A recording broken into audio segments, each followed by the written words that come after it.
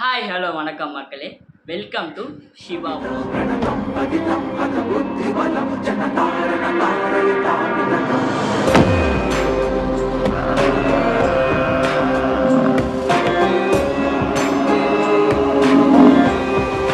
So இந்த வீடியோவில் நம்ம என்ன பார்க்க போகிறோன்னா, 12 திருமுறைகளை ஒன்றான திருவாசகத்தை பற்றியும், அந்த திருவாசகத்தை பாடிய மாணிக்கவாசகரை பற்றியும், இறைவன் மாணிக்கவாசகரை எப்படியெல்லாம் ஆட்கொண்டாரெல்லாம் பற்றியும் தான் பார்க்க போகிறோம். திருவாசகத்திற்கு உருகாதார் ஒரு வாசகத்திற்கும் உருகார். எப்பேற்பட்ட கல் போன்ற மனதை கூட உருக்குவது திருவாசகம்.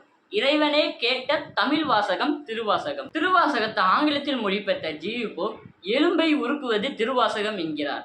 வான் கலந்த மாணிக்கவாசகனின் வாசகத்தை நான் கலந்து பாடுங்கள் நற்கரும்பஞ்சாற்றிலே என்கிறார் வள்ளலார். 12 திருமுறைகளில் 8ஆம் திருமுறையான திருவாசகத்தில் மொத்தம் 658 பாடல்களையும் 51 திருப்பதிகங்களையும் கொண்டது திருவாசகம்.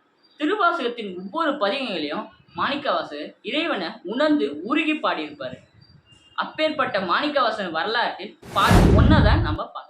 கிபி 8ஆம் நூற்றாண்டு சைவ சமயத்தின் வளர்ச்சி குன்றிருந்த காலம். இறைவன் அருளால வாதவூரர் மதுரையில் உள்ள திருவாதவூர்ல அவதரிக்கிறார். தன்னுடைய 16வது வயதிலே கல்வி வேள்வியில சிறந்து விளங்கினார். அது மட்டும் இல்லாம சிவபக்தியும் மேலோங்கி இருந்தது. அப்போது ஆட்சியில் இருந்த அரிமர்த்தன பாண்டியன் வாதவூரனுடைய கல்வி ஞானத்தை பார்த்து வியந்து தென்னவன் பிரம்மராயன் என்ற பட்டத்தையும் சூட்டி அமைச்சர் பதவியை வழங்கினார். வாதவூரரும் இறைவனுடைய செயல் என்று நினைத்து அதை மகிழ்ச்சியாக ஏற்றுக்கொண்டார். ஆனாலும் இந்த உலக வாழ்க்கை, பேர், புகழ், பதவி இதெல்லாம் பெரிய அளவு நாட்டம் இல்லை, இதெல்லாம் நிலையற்றவை என்பதை ஆழ உணர்ந்தார். அதனால அவர் தனக்கான குருவை தேர்றதுல ரொம்ப குறியா இருந்தார். அரிமர்த்தன பாண்டியன் தன் படையில குதிரைப்படை பற்றாக்குறையாக இருந்ததை பார்த்து தன் படையை வலுப்படுத்த அமைச்சர் வாதவூரரிடம் பொருளை எல்லாம் கொடுத்து குதிரை வாங்கி வர ஆணையிடுறாரு. வாதவூரரும் மன்னன் கட்டளையை நிறைவேற்ற குதிரை வாங்கி வர தன் படை வீரர்களோடு புறப்படுகிறார். அப்போது ஒரு குருந்த மரத்தின் அடியில பல சீடர்களுடன் குருநாதர் ஒருத்தர் அமர்ந்திருக்காரு. அது வேற யாரும் இல்லைங்க, நம்ம சுவாமி தான். சிவபெருமானே குருநாதர் வடிவில் அமர்ந்திருந்தது. பார்த்ததும் சொல்ல முடியாத ஆனந்த பரவசத்துல தனது அமைச்சருடையெல்லாம் கழட்டி பணிந்து வணங்கி நிற்கிறார். குருநாதரும் தனது திருவடியை வாதவூரர் தலையில வைக்கிறார். அவர் திருவடி பட்டதும் வாதவூரருக்கு தனக்கான குருநாதர் கிடைச்சிட்டாரு என்று நினைத்து அவரிடம் தீட்சை வேண்டி நிற்கிறார்.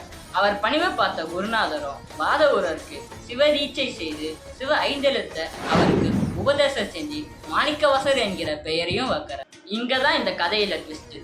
மாணிக்கவாசகர் குதிரை வாங்க வச்சிருந்த காசுல சிவனுக்கு கோயில் கட்டி மடங்கள் அமைத்து சிவனடியார்களுக்கெல்லாம் பல தொண்டுகள் செஞ்சாரு.